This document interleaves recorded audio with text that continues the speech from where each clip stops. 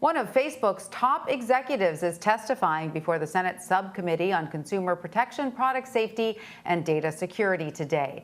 Facebook's global head of safety, Antigone Davis, is facing questions from the committee about Instagram's impact on the mental health of some of its teenage users. The hearing comes just 2 weeks after the Wall Street Journal published an article disclosing internal research by the company. According to the report, Facebook's findings reveal executives not only knew about some of the issues the photo-sharing app caused its users, but downplayed them to the public. Senator Blumenthal slammed Facebook for failing to act on the reported findings. We now know, while Facebook publicly denies that Instagram is deeply harmful for teens, privately, Facebook researchers and experts have been ringing the alarm for years. We now know that Facebook routinely puts profits ahead of kids' online safety. We know it chooses the growth of its products over the well-being of our children.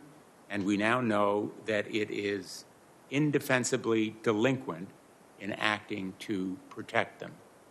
It is failing to hold itself accountable. The senator's comments come one day after the company released 2 annotated reports combating the Wall Street Journal's reporting. Facebook's head of research announced the release in a blog post saying the information was, quote, the primary focus of the Wall Street Journal mischaracterization of internal Instagram research into teenagers and well-being. He went on to say, we added annotations to each slide that give more context because this type of research is designed to inform internal conversations, and the documents were created for and used by people who understood the limitations of the research. Joining us now for more on this is Ramani Durvasula. She is a clinical psychologist and author of Don't You Know Who I Am? How to Stay Sane in an Era of Narcissism, Entitlement, and Incivility. Dr. Durvasula, thank you so much for joining us. So we heard Senator Blumenthal slamming Facebook for what he calls delinquent behavior. So what is Facebook doing to prove to its users that the company is taking their mental health into consideration with the way they, program Instagram? How can users trust Facebook with their mental health? I don't think they can. And I think that's what's so challenging, because the target of what this congressional hearing is about adolescent and specifically adolescent girls who are still developing, who are still learning, who are still developing critical thinking skills. I think even adults struggle from a mental health perspective on Facebook. But and some would argue that maybe it's not Facebook's responsibility. I would argue differently, but some people would say, okay, buyer beware. I don't think that argument can be applied to adolescent girls who are impressionable, who are really, there's a mental health toll. And this isn't just about Facebook's data. There are peer-reviewed studies out there being done independently of Facebook that are suggesting that there are a lot of risks here. And so, yes, Facebook, I do believe, as a platform that allows people under the age of 18, adolescents, to engage in this space, has a responsibility to take their own data and use it to inform what's happening on that platform. And it's not happening. I'm not convinced it's going to. And it absolutely is essential, because we are really seeing a mental health crisis in adolescents in this country. And while I'm not going to say this is solely going to be on the shoulders of social media, it's not. It's definitely a player in this, and they have the resources, they have the people, they can do something about this. If they don't, that's a choice. And so what more do we know about the specific impact that photo sharing apps like Instagram have on the mental health of teens? What are the specific pieces of it that are proving to be most harmful? I think a lot of it comes down to there's a lot of social comparison.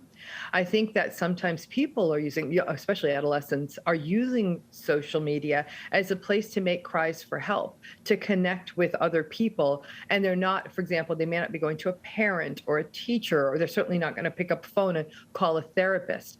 And so I do think, though, that the social comparison piece, this idea that what people are portraying on social media is not really a real life, but the people who are looking at it think that it is.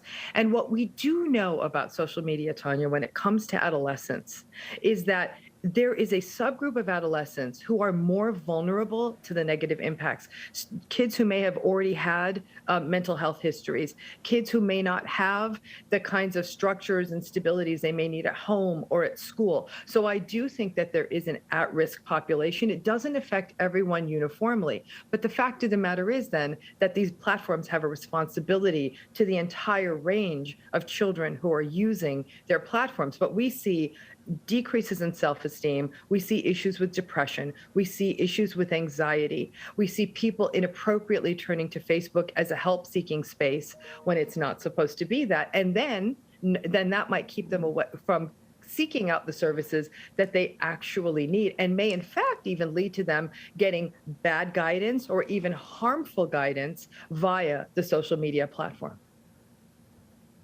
So we heard on Monday that Facebook announced it will be pausing its work on Instagram Kids. This app was intended to be released for children under the age of 13. I would like you to weigh in on what you think about an app that the company says would be safer for kids under the age of 13, because their point is these kids are on Instagram anyway, so we're trying to make a safer space for them on social media. What is your thought as a doctor about an app like this that is targeting such young children? Given all of the social media providers' history in terms of how they have operated where it comes to adolescence in general, I do not think that this is a good idea. I think that the kind of critical thinking, the sort of ability to engage in a realistic view of what children are seeing under the age of 13, between 13 and 18, I don't really think it matters.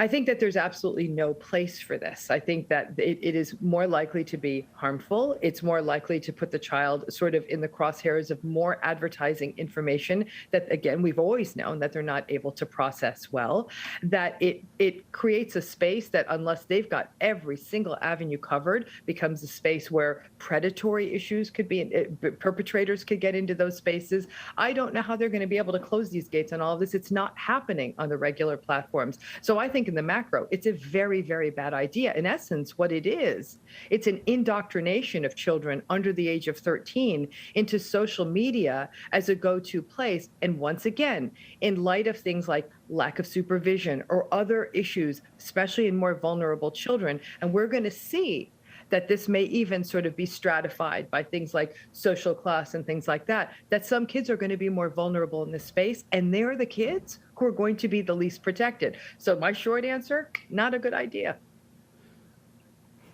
Dr. Ramani Durvasula, thank you so much for joining us and sharing your perspective on this. We really appreciate it. Thank you, Tanya.